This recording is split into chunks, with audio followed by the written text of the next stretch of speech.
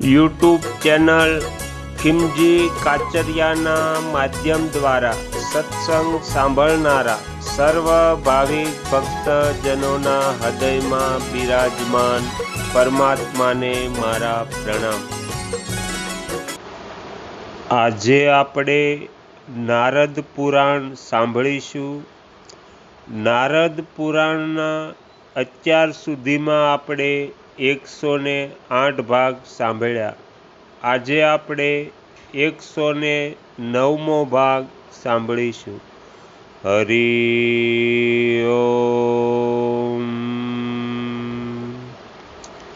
શુક્ર અને ચંદ્રમાં સમ રાશિમાં હોય તથા બુધ, મંગળ, લગ્ન અને બૃહસ્પતિ વિષમ રાશિમાં હોય અને પુરુષ ગ્રહ દ્વારા એ ગ્રહો જોવાતા હોય અથવા લગ્ન અને ચંદ્રમાં સમ રાશિમાં હોય કે પૂર્વોક્ત બુધ, મંગળ, લગ્ન અને ગુરુ સમ રાશિમાં હોય તો તેઓ યમલ જોડિયા સંતાનને જન્મ આપે છે।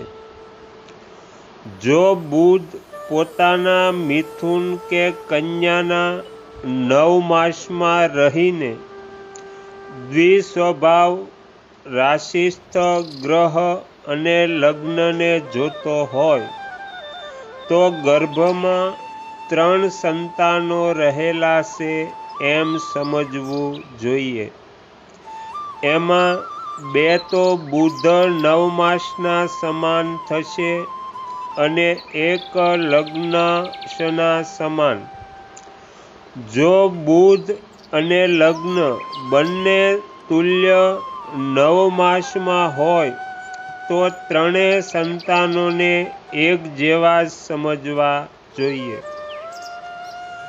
જો ધનુ રાશિનો અતિમાસ લગ્ન હોય એ જ અંશમાં બળવાન ગ્રહો રહેલા હોય અને બળવાન બુધ કે શનિની દ્રષ્ટિ પડતી હોય તો ગર્ભમાં ઘણા 3 કરતાં વધુ સંતાનો રહેલા છે એમ સમજવું જોઈએ। શુક્ર, મંગળ, બૃહસ્પતિ, સૂર્ય, ચંદ્રમા, શનિ, બુધ ગર્ભધાન લગ્ને સૂર્ય અને ચંદ્રમા એ ગર્ભધાનથી લઈને પ્રસવ સુધીના 10 માસોનો ક્રમશઃ સ્વામી છે। આધાન સમયમાં જે ગ્રહ બળવાન કે નિર્બળ હોય છે એના માસમાં એ જ રીતે શુભ કે અશુભ ફળ થાય છે। બુધ ત્રિકોણ 5-9માં હોય અને અન્ય ગ્રહો નિર્બળ હોય તો ગર્ભસ્થ શિશુના 2 મુખ, 4 પગ અને 4 હાથ હોય છે। ચંદ્રમા વૃષમાં હોય અને બીજા બધા પાપ ગ્રહો રાશિ સંધિમાં હોય તો બાળક મૂંગું થાય છે। જો કહેલા ગ્રહો પર શુભ ગ્રહોની દ્રષ્ટિ હોય તો બાળક બોલવામાં સમય લે છે। મંગળ અને શનિ જો બુધની રાશિ 9 માસમાં હોય તો શિશુ ગર્ભમાં જ દાંત ધરાવતું હોય છે। ચંદ્રમા કર્ક રાશિમાં અને લગ્નમાં હોય તથા એના પર શનિ અને મંગળની દ્રષ્ટિ હોય તો ગર્ભસ્થ શિશુ કદરૂપું થાય છે। મીન રાશિ લગ્નમાં હોય અને એના પર શનિ, ચંદ્રમા તથા મંગળની દ્રષ્ટિ હોય તો ગર્ભનું બાળક પંગુ થાય છે। પાપ ગ્રહ અને ચંદ્રમા રાશિ સંધિમાં હોય અને એમના પર શુભ ગ્રહની દ્રષ્ટિ ન હોય તો ગર્ભસ્થ શિશુ જડ એટલે કે મૂર્ખ થાય છે.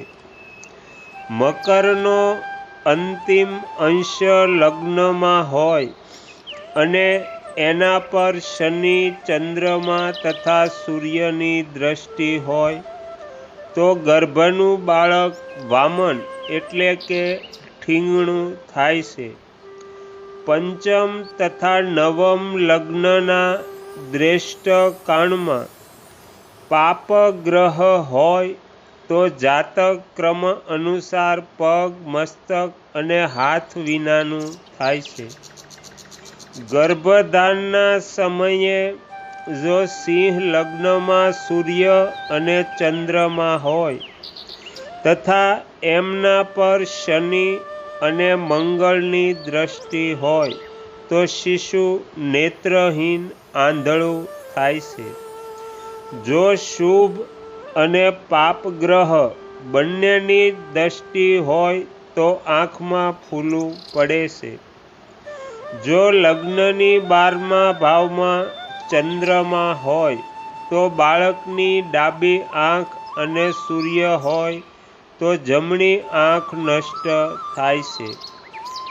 ઉપર જે અશુભ યોગ કહેવામાં આવ્યા છે એમના પર શુભ ગ્રહની દ્રષ્ટિ હોય તો જે તે યોગોના ફળ આપતા નથી.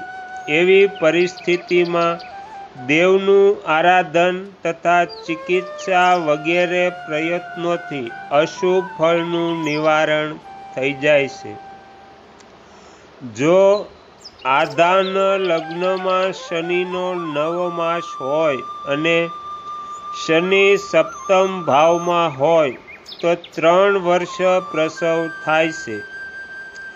જો એ જ સ્થિતિમાં ચંદ્રમા હોય અર્થાત લગ્નમાં ચંદ્રમાનો 9 માસ હોય અને ચંદ્રમા સપ્તમ ભાવમાં સ્થિત હોય તો 12 વર્ષે પ્રસવ થાય છે. આ યોગોનો વિચાર જન્મકાળમાં પણ કરવો જોઈએ. આધાન કાળમાં જે દ્વાદશમાં ચંદ્રમા હોય એનાથી એટલી જ સંખ્યા આગળની રાશિમાં ચંદ્રમા જતા બાળકનો જન્મ થાય છે. દ્વાદશાંશ મુક્ત અષાદીને 2 થી ગુણીને એમાં 5 થી ભાગતા લબ્ધિ રાશ્યાદિ માનની સૂચક થાય છે.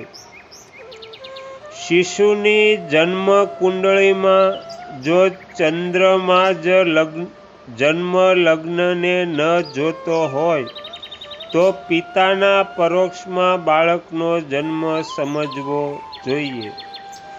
એ જ યોગમાં જો સૂર્ય ચર રાશિમાં મધ્ય 10મા ભાવથી આગળ 11, 12 અથવા પાછળ 9, 8 હોય તો પિતાના વિદેશ રહેતા પુત્રનો જન્મ સમજવો જોઈએ.